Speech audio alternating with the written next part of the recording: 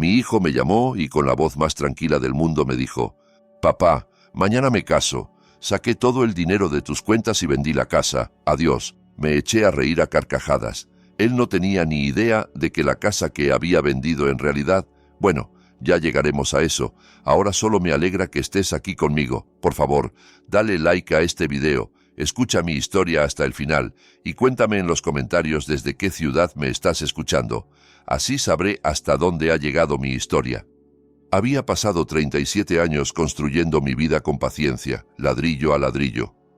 Me llamo Ernesto Morales y a mis 62 años pensaba que ya había visto todo lo que la vida podía lanzarme encima. Vivía en una casa modesta de 2 habitaciones en un barrio tranquilo a las afueras de Houston, trabajaba a tiempo parcial en la biblioteca municipal y disfrutaba de mi rutina silenciosa. Mi hijo, Diego, tenía 34 años y siempre había sido ambicioso, quizá demasiado. Su madre, Rosa, murió cuando Diego tenía apenas 12 y yo lo crié solo, con 2 trabajos, renunciando a todo. Creí que ese sacrificio me garantizaba al menos su lealtad. La primera señal rara apareció 3 meses antes de que todo se desmoronara. Diego me llamó para pedirme los números de mis cuentas bancarias.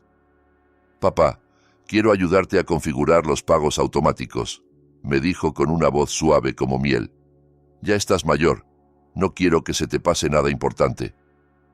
Dudé. Algo en mi estómago se apretó, pero era mi hijo, mi único hijo. Recordé las noches sin dormir, las horas extra, los cumpleaños que celebré con un pastel barato porque el dinero no alcanzaba. Pensé, le debo confiar en algo después de todo lo que he hecho por él. Y se los di. La segunda señal llegó 6 semanas después. Diego vino a visitarme con su prometida, Brenda. Tenía 26 años y era de esas mujeres hermosas de una forma afilada, calculada, que te hace sentir incómodo sin saber por qué. Se sentaron en mi sala y los ojos de Brenda recorrieron todo. Los muebles, los cuadros, el reloj antiguo sobre la repisa. «Esta casa debe valer bastante ya, Ernesto», comentó sin llamarme papá ni señor Morales. «El mercado inmobiliario por aquí ha subido mucho». «Es mi hogar», respondí simplemente. «No me interesa vender». Diego se rió y le apretó la mano. «Claro que no, papá. Brenda solo está conversando». Pero algo en su mirada me revolvió el estómago. Luego llegaron los estados de cuenta. Cada domingo por la mañana revisaba mis cuentas en línea mientras tomaba café. Aquel domingo, a finales de octubre, el corazón se me detuvo. Mi cuenta de ahorros, la que tenía $127,000 acumulados en décadas de esfuerzo, el seguro de vida de mi esposa y años negándome vacaciones y ropa nueva, mostraba un saldo de $1,200. Mi cuenta corriente estaba casi vacía, con apenas 53. Las manos me temblaban cuando llamé al banco. La representante, una joven amable llamada Lucía, revisó mi historial. «Señor Morales, estas retiradas se hicieron desde su banca en línea. Las transferencias fueron a una cuenta a nombre de Diego Morales. ¿Es su hijo?». No pude responder. Colgué sin decir nada y me quedé en la cocina mirando la pared durante 3 horas. ¿Cómo pudo? ¿Por qué lo hizo? Le había dado todo, mi juventud, mis oportunidades, mis relaciones, y así era como me lo pagaba. A la mañana siguiente sonó mi teléfono. Diego. Estuve a punto de no contestar, pero algo en mí me obligó a hacerlo. «Hola, papá», sonaba alegre, casi eufórico. «Buenas noticias. Mañana me caso. Brenda y yo decidimos no esperar. Vamos a tener una ceremonia preciosa en el Club Campestre Río Claro». Sentí la garganta cerrarse. «Diego, mis cuentas». «Ah, eso». Se rió, de verdad se rió. «Sí, papá, saqué el dinero. Lo necesitaba para la boda y para nuestro nuevo comienzo. No te preocupes, te basta con tu pensión. Y otra cosa, vendí la casa. Tenía poder notarial por los documentos que firmaste el año pasado, ¿recuerdas? El cierre fue ayer. Tienes 30 días para mudarte». El mundo se inclinó. «¿Vendiste mi casa?» «Conseguí muy buen precio, $340,000. Con eso daremos la entrada del condo en la ciudad». Tengo que colgar, me llama el catering. Hablamos después de la luna de miel. Adiós, papá. La línea se cortó y me quedé sentado, con el teléfono en la mano, sintiendo el peso de la traición aplastándome el pecho. Poco a poco, algo diferente comenzó a levantarse dentro de mí. No era rabia, todavía no. Era algo más frío, más duro, que me curvó los labios en una sonrisa. Empecé a reírme, primero en voz baja, luego más fuerte, hasta que las lágrimas me corrían por la cara. Diego no tenía idea de lo que acababa de hacer. Esa casa que creyó vender, mi supuesta casita sencilla de suburbio, valorada en $340,000, era el error más grande de su vida, porque la casa que Diego vendió no era en la que yo vivía realmente. La propiedad que había vendido era una casa en alquiler que compré hace 15 años, la que registré a mi nombre para efectos fiscales, la que estaba ocupada por inquilinos con un contrato de arrendamiento todavía vigente por 18 meses. Mi verdadero hogar, en el que estaba sentado en ese momento, sin hipoteca y con un valor cercano a los $600,000, estaba dentro de un fideicomiso a nombre de la familia de mi difunta esposa, el fideicomiso familiar Rosa Morales. Diego ni siquiera sabía que ese fideicomiso existía. ¡Ay, mi hijo codicioso y tonto! ¿En qué te metiste? La risa se fue apagando y dejó en su lugar algo más sólido, como hielo en los huesos. Me senté en la mesa de mi cocina, de mi verdadera cocina, y me obligué a pensar con claridad. ¿Qué había perdido en realidad? La venta de la casa en alquiler le iba a crear un infierno legal. Cuando los compradores descubrieran que había inquilinos con un contrato válido, se desatarían las demandas. Los Hernández vivían allí desde hacía 3 años y les quedaban 16 meses de contrato. Diego se enfrentaría a demandas de los compradores por fraude y muy probablemente a cargos penales por vender una propiedad que, en términos legales, no tenía derecho a vender. Ese poder notarial del que hablaba, yo jamás había firmado algo así. Lo que más dolía era el ahorro robado.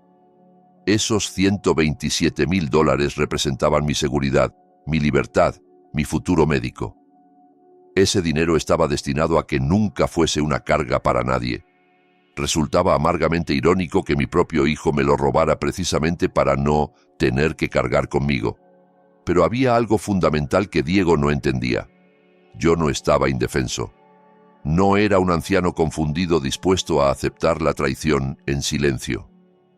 Antes de trabajar en la biblioteca, había pasado décadas en despachos de abogados. Entendía de contratos, de propiedad, de fraude. Y, mejor aún, guardaba registros meticulosos de todo. Abrí el archivador y saqué la carpeta etiquetada Casa en alquiler, calle de los Robles. Dentro estaban las copias del contrato con los Hernández, el comprobante de su depósito de seguridad y la escritura de la propiedad a mi nombre. Nunca había otorgado a Diego un poder notarial. Fuera lo que decía tener, era falso o lo había conseguido mediante engaño. Revisé luego la carpeta de bienes inmuebles. Mi casa real, donde estaba sentado en ese momento, figuraba a nombre del fideicomiso familiar Rosa Morales. Yo era el fideicomisario y beneficiario, pero la propiedad no estaba a mi nombre como persona física. Diego se había criado allí, pero nunca se preocupó por entender la estructura legal que la protegía. Me preparé un café y comencé a hacer una lista de lo que debía hacer. Primero, denunciar el robo a la policía. Segundo, contactar al departamento de fraudes del banco. Tercero, contratar a un abogado. Cuarto, asegurarme de que los Hernández estuvieran protegidos e informados. Quinto, reunir pruebas del fraude de Diego en la venta de la propiedad. Mientras escribía, mi mano se fue volviendo lenta. Realmente quería mandar a mi hijo a prisión. La idea me revolvía el estómago. A pesar de todo, seguía siendo el niño al que arrullé, el adolescente al que ayudé con las tareas, el joven del que me enorgullecí cuando se graduó. Entonces recordé su voz al teléfono, alegre, despreocupada. «Estarás bien con tu pensión», como si no hubiera hecho nada malo. ¿Qué clase de hombre había criado? Pensé en Brenda, con sus ojos calculadores y sus comentarios punzantes sobre el valor de la casa. ¿Lo habría empujado ella a esto? ¿O Diego siempre fue capaz de semejante crueldad y yo no quise verlo? Mi teléfono vibró. Un mensaje de texto de mi vecina y amiga. Ernesto, vi un cartel de se vende en tu casa de alquiler en la calle de los Robles ayer y hoy ya no está. ¿Todo bien? Le respondí. Es una larga historia. ¿Tomamos café mañana? Patricia había sido mi amiga durante 15 años y había trabajado como asistente legal antes de jubilarse. Necesitaría aliados para lo que venía. Esa noche casi no dormí, imaginando la cara de Diego cuando entendiera lo que había hecho. ¿Se arrepentiría? ¿Pediría perdón? ¿O me culparía a mí diciendo que lo engañé? Al amanecer ya tenía un plan. No iría a la policía de inmediato. Primero, reuniría cada prueba, documentaría cada delito y construiría un caso irrefutable. Luego, confrontaría a Diego con una elección: restitución completa voluntaria o proceso penal.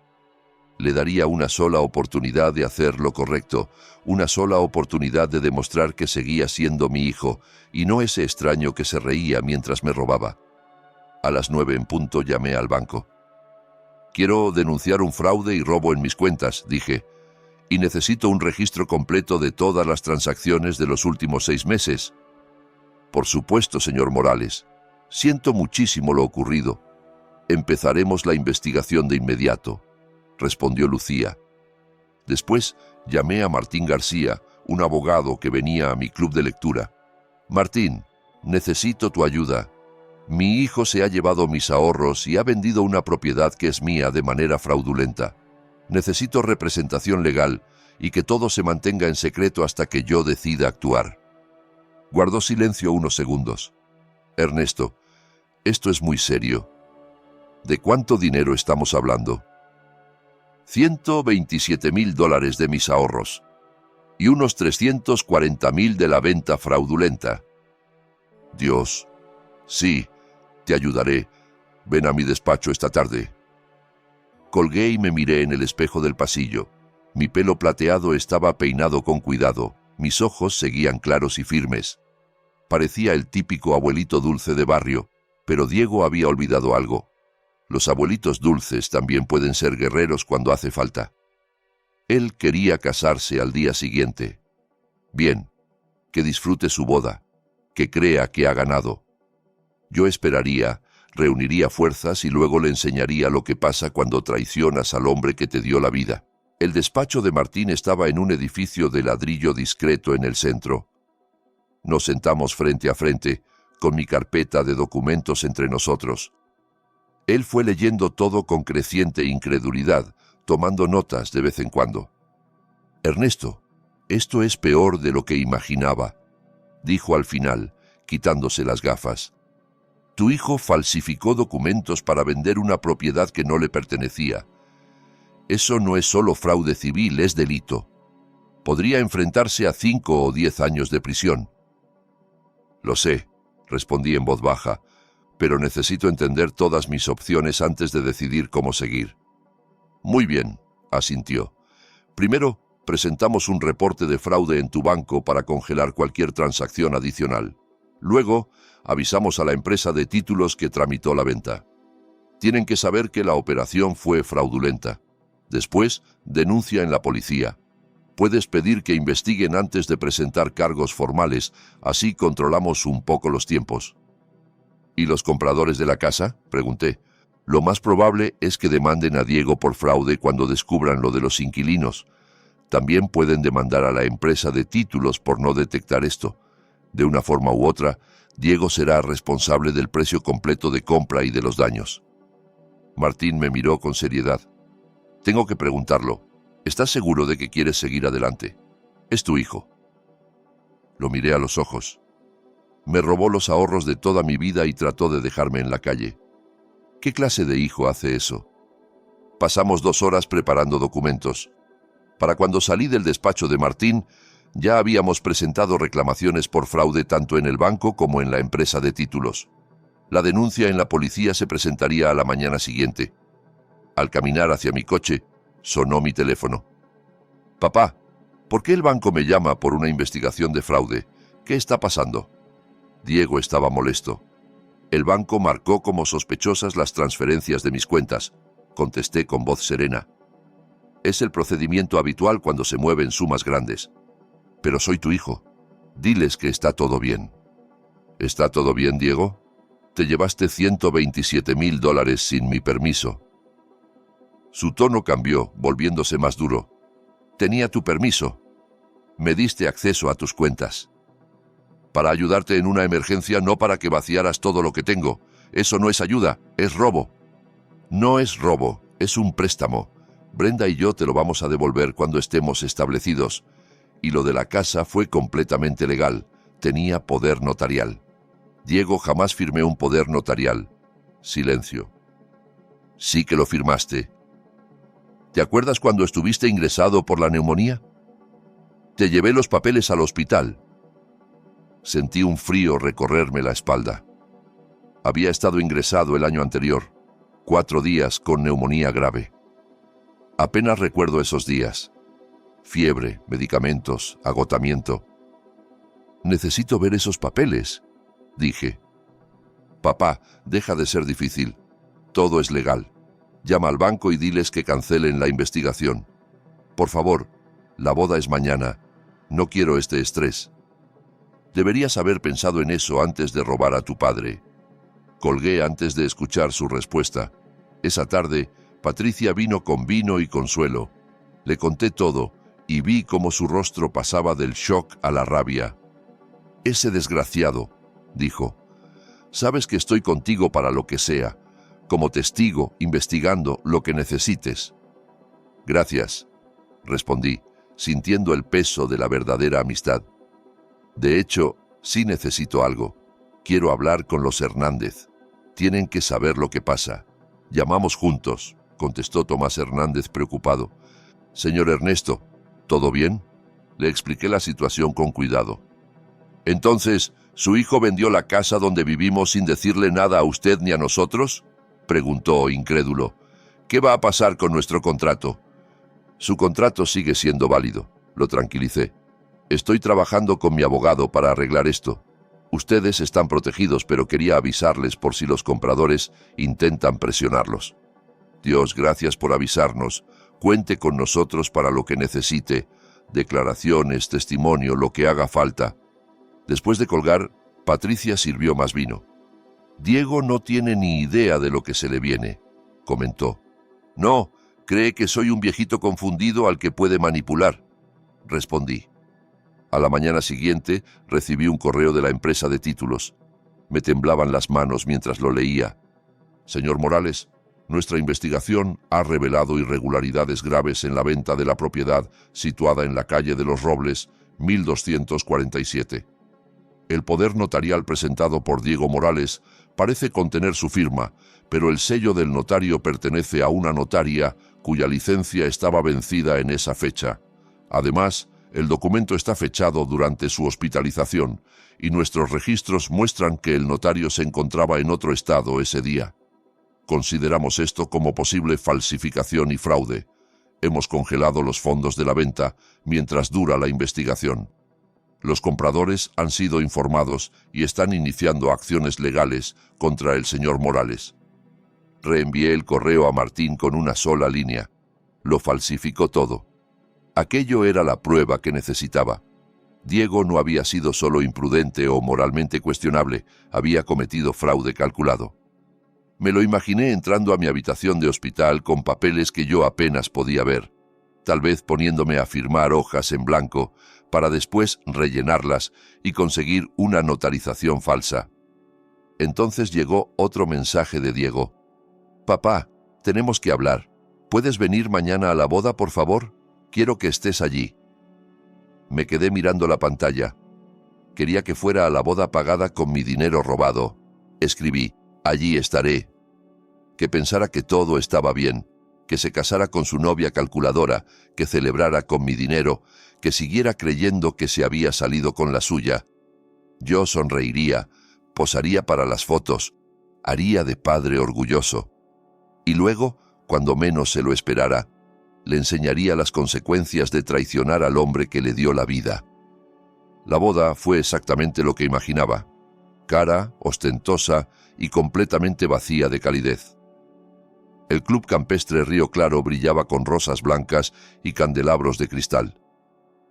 Me puse mi mejor traje, azul marino, elegante y discreto, y llegué temprano. Brenda estaba deslumbrante con un vestido que seguro costaba unos $10,000. Mis $10,000.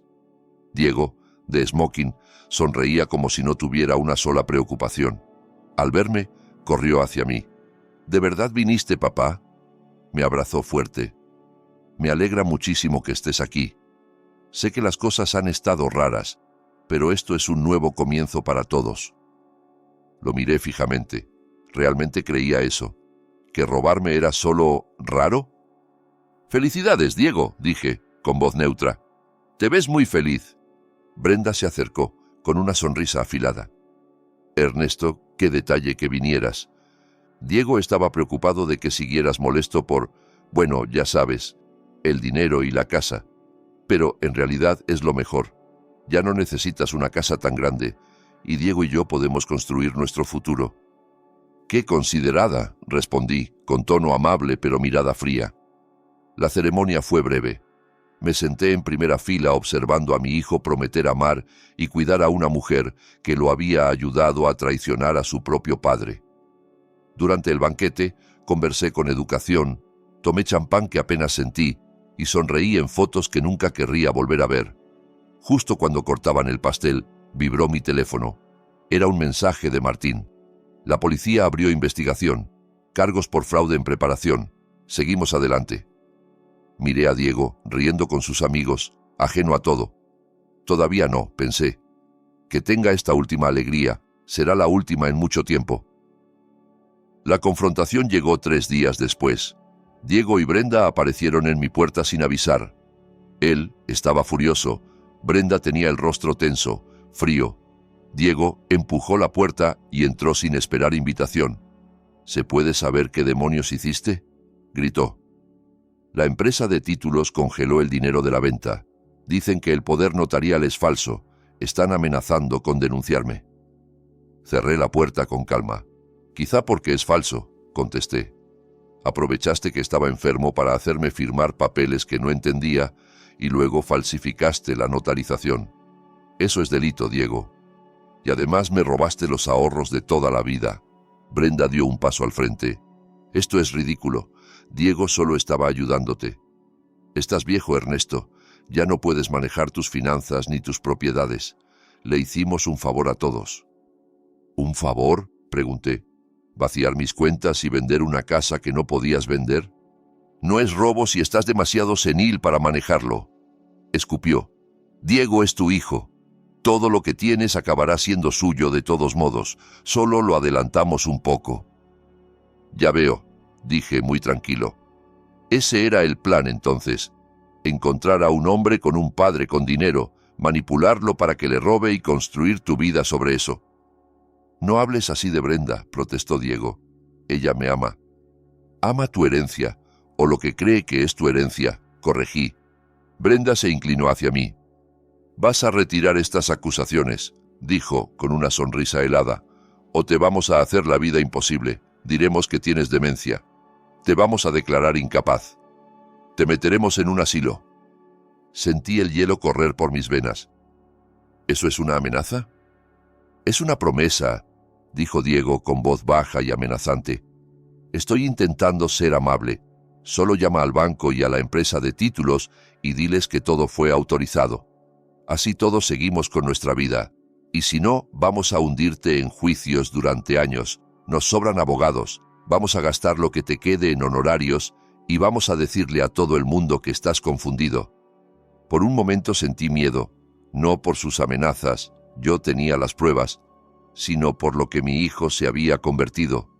Ese hombre enfurecido y amenazante era un desconocido con su cara. Pero no había sobrevivido 37 años solo siendo débil. «Salgan de mi casa», dije, con una voz de acero que ni yo reconocí. «Los dos», Ahora. Papá. Fuera. Tienen 5 segundos antes de que llame a la policía. 1. No conté el 2. Se fueron. Brenda lanzando insultos, Diego con el rostro deformado por la rabia. Al ver su coche alejarse, me dejé caer en el sofá, con las manos temblando. Ya no había máscaras. Sabía exactamente con quién estaba lidiando. A la mañana siguiente llamé a Martín. Presenta la denuncia formal. Quiero que los procesen con todo el peso de la ley. ¿Estás seguro? Completamente. Los días siguientes me dediqué a descansar. Leía, cuidaba mi jardín, almorzaba con Patricia. Necesitaba recuperar fuerzas, físicas y emocionales. La confrontación me había sacudido más de lo que admitía. Pero mientras regaba mis rosales, sintiendo el sol calentarme la cara, notaba también cómo crecía en mí algo nuevo. Una determinación fría, absoluta. Diego y Brenda habían hecho su elección. Ahora vivirían con las consecuencias. Una semana después de aquella pelea, Diego llamó de nuevo. Su voz sonaba diferente, más suave, casi infantil, como cuando era pequeño y quería algo. «Papá, ¿podemos hablar, por favor?» Pensé en colgar. En vez de eso dije, «Te escucho». He pensado mucho en todo, en lo que hice. Se le quebraba la voz. «Estuve mal, papá. Lo sé. Dejé que Brenda me llenara la cabeza. El estrés de la boda, todo junto. Pero tú eres mi padre. Nunca debí...» Hizo una pausa. Sonaba realmente afectado. O fingía muy bien. «Lo siento muchísimo, papá. Podemos arreglarlo». Una parte de mí, la que recuerda haberlo llevado en brazos, enseñarle a andar en bicicleta, aplaudir en sus graduaciones, quería creerlo y perdonarlo al instante. Pero ya había aprendido la lección sobre la confianza ciega. «¿Qué propones exactamente, Diego?» «Te devolveré el dinero, todo. Brenda y yo pediremos un préstamo si hace falta. Y lo de la casa yo lo arreglo. Hablaré con los compradores. Me ocuparé de todo». Ahora hablaba rápido, urgido. «Solo por favor detén la investigación. No puedo tener antecedentes penales, papá. Me arruinaría la carrera, la vida entera». «Debiste pensar en eso antes de cometer fraude», respondí. Lo sé y lo siento, pero dame una oportunidad de enmendarlo. No destruyas mi vida por un error. Un error. Como si robar a tu padre fuera lo mismo que olvidar su cumpleaños. «¿Cuánto tardarás en devolver el dinero?», pregunté. «Tal vez 6 meses, 1 año a lo mucho. Necesitamos tiempo para conseguir el préstamo». «No tienes 6 meses, Diego. La investigación ya está en marcha». Su tono se volvió desesperado. «Entonces, ¿qué quieres? Dime qué quieres». «Quiero restitución completa en 30 días», dije. «Cada dólar que te llevaste, con intereses. Quiero una confesión por escrito, y quiero que enfrentes las consecuencias de tus actos». «Es imposible. No podemos conseguir tanto dinero en 30 días». «Entonces debiste pensarlo antes de robármelo». «Eres cruel. No tienes corazón. Soy tu hijo, tu único hijo. ¿Cómo puedes hacerme esto?» «¿Y tú cómo pudiste hacerme esto a mí?», respondí, en voz baja. Colgué y apagué el teléfono. Esa tarde apareció Brenda sola. La vi por la ventana mientras bajaba del coche, impecable, con un traje color crema. Tocó al timbre 3 veces antes de que abriera. «Ernesto, tenemos que hablar cara a cara», dijo con una sonrisa tensa. «¿Puedo pasar?» «No», parpadeó, sorprendida. «Estoy intentando hacer las paces». «Hazlas desde el porche». Su mandíbula se endureció, pero mantuvo la compostura. «Mira, sé que piensas que soy una cazafortunas que manipulo a tu hijo, pero yo amo a Diego, de verdad, y estoy intentando salvarlo de este desastre». «Convenciéndome de retirar los cargos», dije. «Convenciéndote de entrar en razón», corrigió. «¿Sabes lo que hará un proceso penal con su vida, con su carrera, con nuestro futuro?» «Sí», contesté. «Por eso precisamente hay que seguir adelante». Brenda me miró fijamente y soltó una risa amarga. «¿Sabes qué? Diego tenía razón sobre ti. Eres un viejo egoísta que no soporta verlo feliz. Estás tan amargado y solo que prefieres hundir a tu propio hijo. Cuando esté en prisión, Cuando vuestra relación esté rota para siempre, te darás cuenta de que elegiste el dinero por encima de tu hijo. Vas a morir solo, y será tu culpa. Adiós, Brenda, dije, cerrando la puerta en su cara enfurecida. Esa noche, Patricia vino con su esposo, Miguel, y 2 parejas más del club de lectura, los Jiménez y los Rivera. Trajeron comida, vino y algo incluso más valioso: apoyo. Nos enteramos de todo, dijo Patricia, abrazándome. Queríamos que supieras que no estás solo. Nos sentamos en la sala y les conté todo, no solo los hechos, sino el dolor, la culpa, el miedo a estar haciendo algo imperdonable al denunciar a mi propio hijo. Ellos escucharon sin juzgar. Estás haciendo lo correcto, dijo Miguel firme. Lo que hizo Diego es delito. Si lo dejas pasar, le estás enseñando que puede traicionar a cualquiera sin consecuencias. Carolina asintió. Mi hermano le robó a mi mamá. Ella lo perdonó. No presentó cargos. 5 años después, lo volvió a hacer. Hay gente que solo aprende cuando se enfrenta a consecuencias reales. Sus palabras me envolvieron como una manta caliente. No estaba loco, ni era cruel. Era un hombre que se protegía de alguien que había demostrado ser peligroso, incluso si ese alguien era su hijo. Cuando se marcharon, Patricia me apretó la mano. Sé fuerte, Ernesto. Estás haciendo lo difícil, pero también lo correcto. Al día siguiente llamé a Martín. Nada de tratos ni acuerdos. Seguimos adelante con todo. Entendido, respondió. Y, por lo que vale, creo que eres increíblemente valiente. ¿Valiente o roto? No estaba seguro, pero sí sabía que no daría marcha atrás. Volvieron una vez más, esta vez un domingo por la mañana, cuando el vecindario estaba silencioso. Los vi por la ventana, Diego y Brenda caminando por el camino de entrada con pasos medidos. Diego traía flores, Brenda una caja de pastelería. Ofrendas de paz. Estuve a punto de no abrir, pero la curiosidad me pudo. ¿Qué nueva estrategia traían? Papá, dijo Diego con voz suave y ojos enrojecidos como si hubiera llorado. Solo te pedimos 5 minutos. En contra de mi mejor juicio, los dejé entrar. Nos sentamos en la sala. Ellos en el sofá, yo en mi sillón, manteniendo distancia. Diego dejó las flores sobre la mesa de centro. Margaritas, mis favoritas. Claro que se acordaba. Papá, nos equivocamos, empezó. En todo. En cómo te hablamos. En lo que hicimos.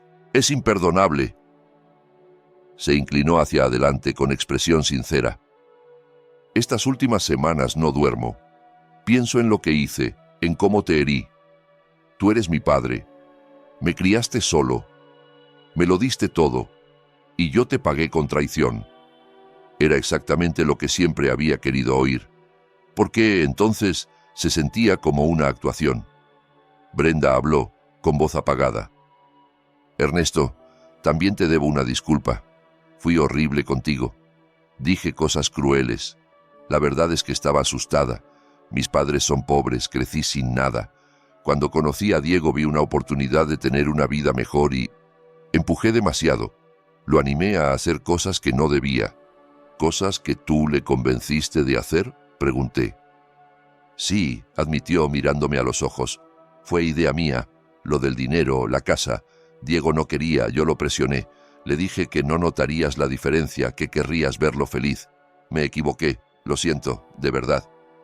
Diego me tomó la mano. No la retiré. Papá, queremos arreglarlo. Estamos dispuestos a hacer lo que haga falta. Ya pedimos una segunda hipoteca sobre el condo. Podemos darte $100,000 en 2 semanas. El resto tardará más, pero te lo pagaremos todo. Con intereses, añadió Brenda enseguida. Lo que tú consideres justo. ¿Y los cargos penales?, pregunté. El rostro de Diego se ensombreció. Ahí está el problema, papá. Si me dejan con antecedentes penales, pierdo mi trabajo. Trabajo en finanzas. Me despedirán. ¿Cómo voy a devolverte el dinero entonces? ¿Cómo voy a mantener una familia? No te pido que me perdones. No lo merezco. Solo te pido una oportunidad para reparar esto sin destruir mi futuro.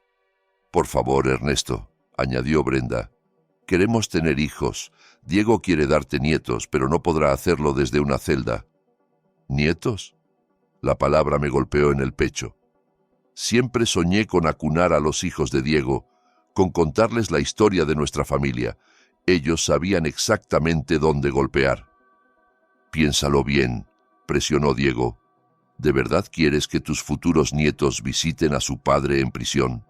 ¿Quieres que crezcan sabiendo que su abuelo fue quien metió a su padre ahí? Los miré a ambos. La actuación era buena. Las lágrimas de Diego parecían sinceras. El arrepentimiento de Brenda sonaba convincente. Pero vi detalles. La forma en que ella miraba el reloj de reojo. La tensión en los hombros de Diego. Su mano apretándome con demasiada fuerza cuando no respondía. ¿Y si digo que no?, pregunté en voz baja. El cambio fue instantáneo. La expresión de Diego se endureció. Brenda se recargó en el respaldo con los brazos cruzados. Entonces estarás eligiendo destruir a tu hijo, dijo Diego, frío. ¿Y por qué? Por dinero que ni siquiera necesitas.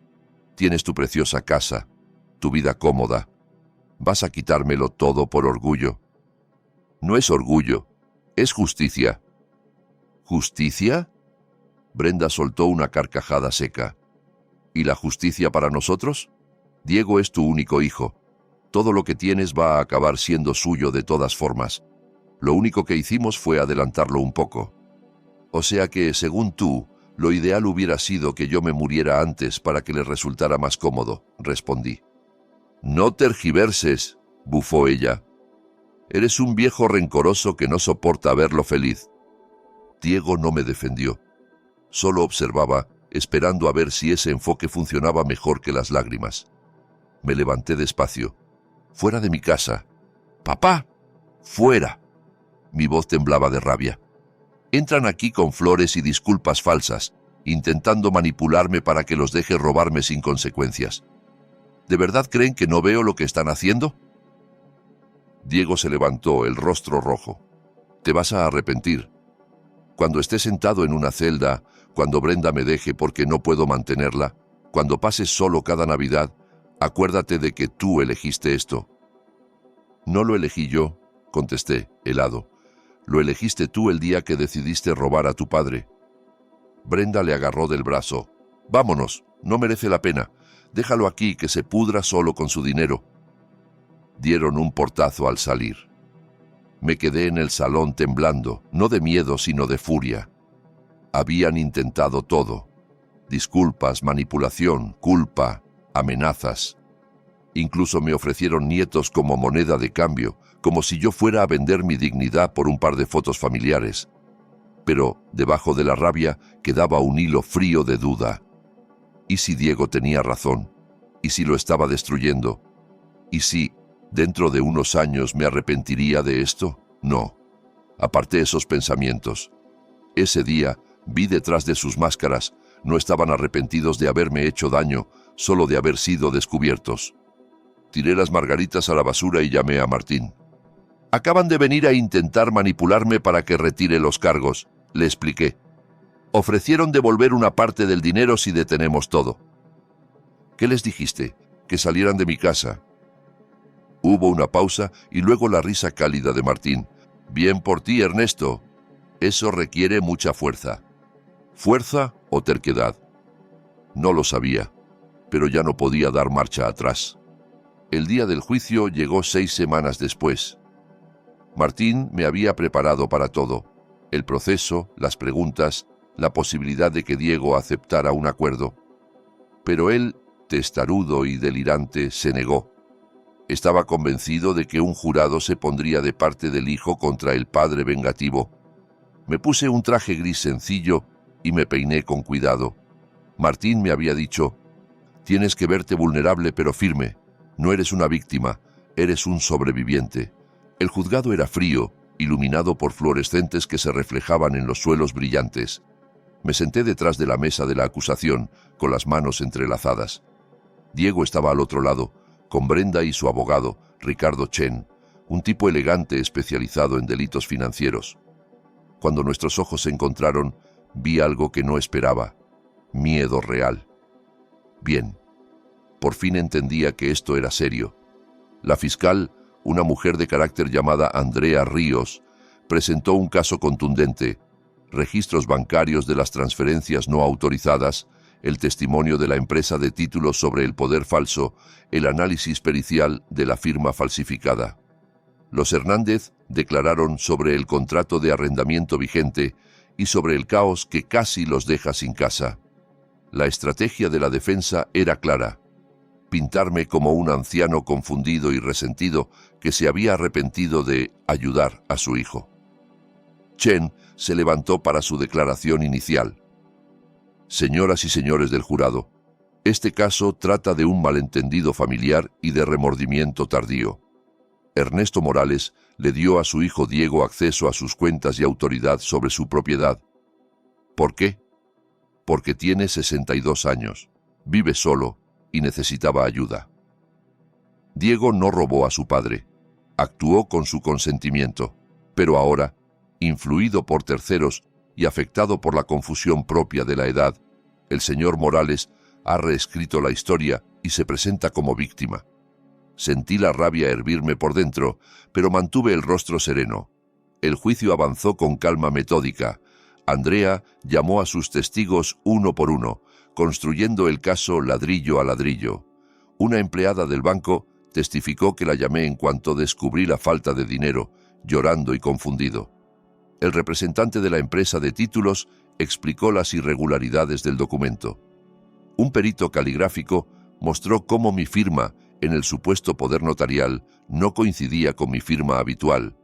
Era temblorosa, insegura, consistente con alguien firmando bajo medicación intensa o sin plena conciencia. Luego me tocó a mí. Subí al estrado, puse la mano sobre la Biblia y juré decir la verdad. Andrea condujo mi testimonio con firmeza y cuidado. Conté mi relación con Diego, lo orgulloso que estuve de criarlo solo, mi devastación al descubrir su traición. Señor Morales, preguntó Andrea, ¿usted le dio permiso a Diego para retirar $127,000 de su cuenta de ahorros? No, respondí claro, jamás. ¿Le autorizó a vender su casa en alquiler? No. Esa casa genera ingresos que complementan mi jubilación. Nunca habría autorizado su venta. ¿Firmó usted un poder notarial otorgando a Diego control sobre sus finanzas? No de manera consciente. Estaba hospitalizado con neumonía grave. Tenía fiebre altísima. Diego llevó unos papeles y me dijo que eran formularios del seguro. Apenas recuerdo esos días. Chen me interrogó con agresividad, intentando pintarme como rencoroso y confundido. Pero yo iba preparado. ¿Es cierto, señor Morales, que usted desaprueba la relación de Diego con Brenda?, preguntó. No, lo que desapruebo es que me robara la vida entera. Han tenido discusiones por su relación, ¿cierto? Como cualquier familia. Pero este juicio no trata de a quién ama mi hijo, sino de delitos financieros. Usted vive solo, ¿verdad? Sin familia cercana aparte de Diego. Vivo solo, sí. Eso no me convierte en un mentiroso ni en un hombre vengativo. Chen probó varios ángulos, pero nada pegó. Yo tenía la verdad de mi lado. Después le tocó el turno a Diego. Chen lo guió en su versión de los hechos, lo preocupado que estaba por mí, cómo le habría pedido que manejara mis finanzas, lo feliz que, según él, yo estaba de ayudar con la boda. Su actuación era pulida y convincente. Entonces Andrea se levantó para el contrainterrogatorio y todo empezó a resquebrajarse. Señor Morales, usted dijo que su padre le pidió ayuda para gestionar su dinero. ¿Cuándo exactamente hizo esa petición? Fue algo que fuimos hablando durante varios meses, balbuceó. ¿Puede aportar algún mensaje, correo o nota donde conste esa petición? Era algo verbal.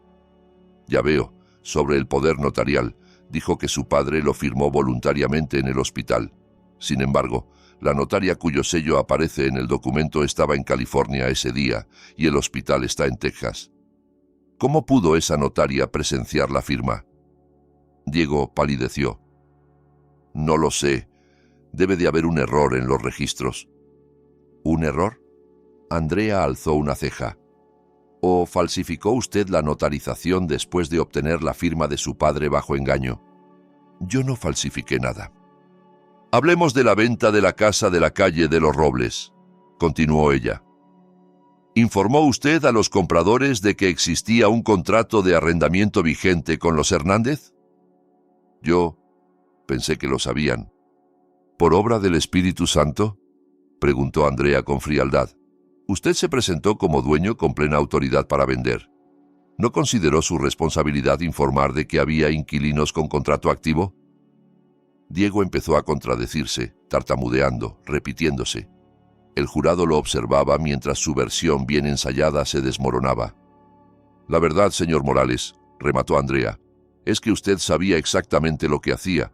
Falsificó documentos, vendió una propiedad que no le pertenecía, vació la cuenta de su padre y lo hizo por una razón: financiar su boda y su nueva vida. ¿No es así?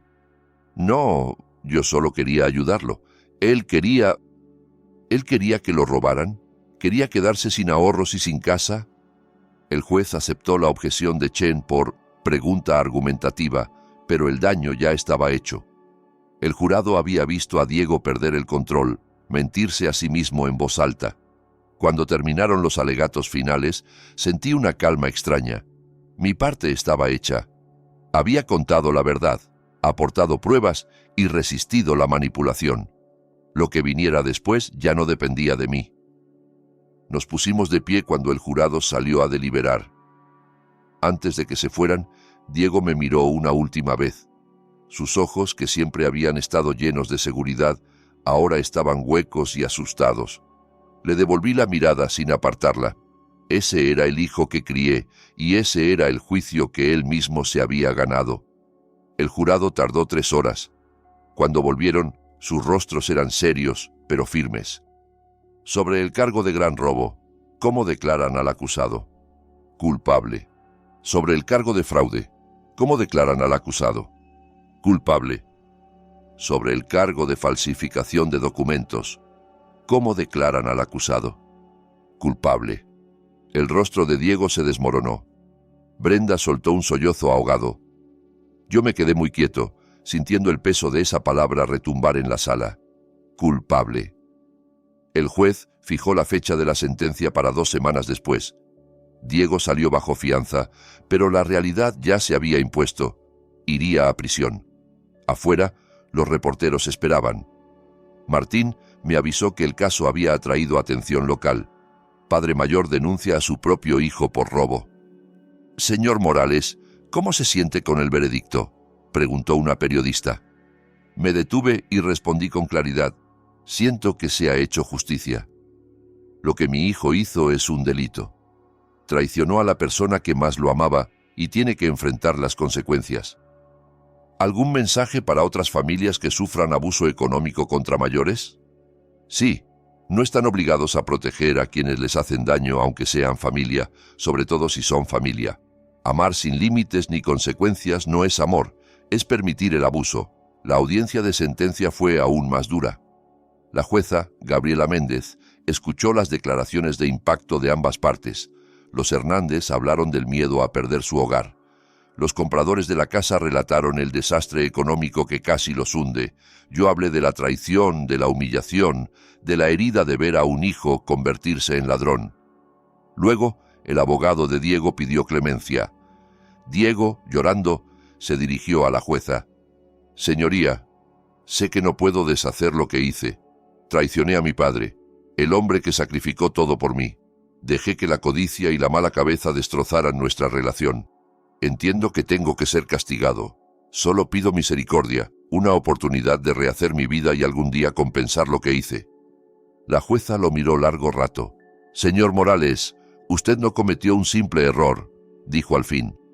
Tomó una serie de decisiones calculadas, falsificó documentos, se aprovechó de la enfermedad de su padre, cometió fraude contra varias personas. No son delitos impulsivos ni por desesperación, sino por sentimiento de derecho y codicia. Hizo una pausa. No mostró arrepentimiento hasta que fue descubierto. Amenazó a su padre cuando él buscó justicia. No merece indulgencia. Lo sentenció a 7 años de prisión, con posibilidad de libertad condicional a los 4.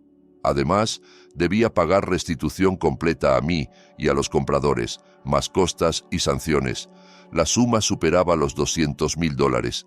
Diego se desplomó en la silla, llorando. Brenda se quedó rígida, con el rostro desencajado. Cuando el alguacil se lo llevó esposado, me miró una vez más. Yo mantuve la mirada, en silencio. Ya no quedaba nada por decir. Días después, Martín y yo nos reunimos para revisar la orden de restitución.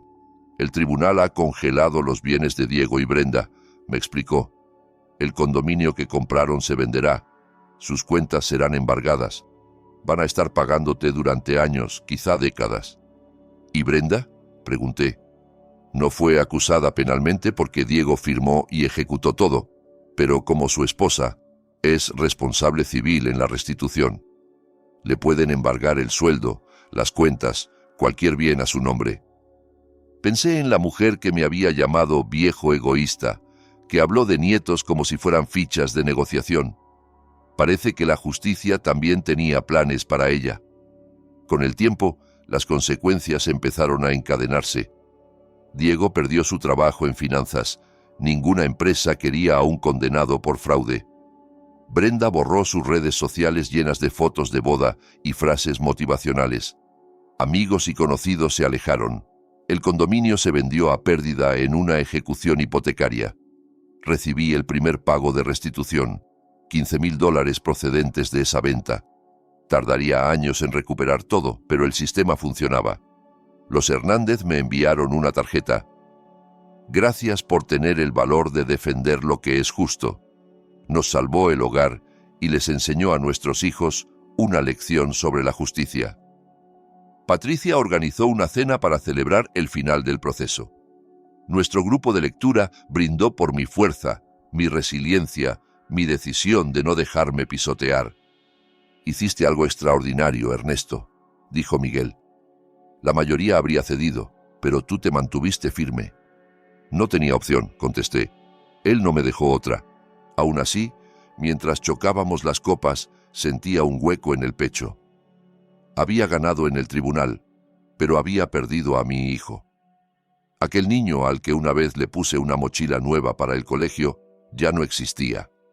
Lo había reemplazado un hombre que valoraba más el dinero que a su propio padre. Sin embargo, me quedaba algo que no estaba dispuesto a perder. Mi respeto por mí mismo, mi casa, mi futuro. 6 meses después de la sentencia, mi vida floreció de un modo que jamás imaginé. Empecé un pequeño proyecto de asesoría para ayudar a personas mayores a protegerse del abuso financiero. Patricia se unió y empezamos a dar talleres en centros comunitarios y parroquias. Cada persona a la que ayudábamos le daba sentido a mi dolor.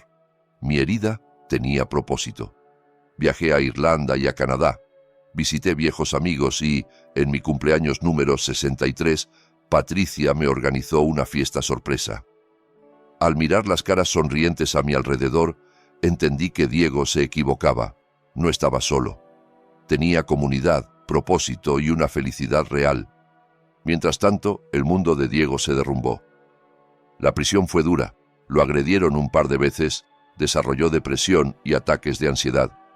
Brenda se divorció de él a los 8 meses, presentándose como otra víctima. Volvió a casa de sus padres y trabajó en 2 empleos de tienda para poder pagar su parte de la restitución. Sus redes sociales desaparecieron. Nadie quería estar cerca de la mujer que le robó a un anciano. La carrera de Diego en finanzas quedó destruida. Perdió sus certificaciones y su antigua empresa lo demandó. Cuando pidió libertad condicional, se la negaron. Sin trabajo, sin cartas de apoyo, sin pruebas de verdadera rehabilitación, cumpliría los 7 años completos. Yo había elegido cuidarme a mí mismo y, paradójicamente, esa decisión me condujo al periodo más rico de mi vida. Mirando atrás, entiendo lo que pasó. Lo amé tanto, tan sin condiciones, que me olvidé de enseñarle a amarme de vuelta. Di sin límites, sacrifiqué sin medida, y al hacerlo, crié a alguien que creía tener derecho a tomar lo que quisiera. La mayor lección que aprendí es que el amor sin respeto no vale nada, y que una familia sin integridad es solo un apellido compartido. Mi hijo está en prisión porque cometió delitos, no porque yo sea vengativo. Él escogió la codicia por encima del amor. Yo no destruí su vida, él mismo lo hizo. Lo único que hice fue negarme a acompañarlo en esa destrucción. Y ahora quiero preguntarte algo a ti que me escuchas. ¿Qué harías si tu hijo te traicionara de esta forma? ¿Tendrías la fuerza para elegir la justicia por encima de la culpa? Gracias por escuchar mi historia hasta el final. Dale like a este video, compártelo con alguien que necesite oírlo y cuéntame en los comentarios desde qué ciudad me estás viendo. Tal vez tu mensaje ayude a otra persona a poner límites y a recordar que protegerte no es egoísmo, es supervivencia.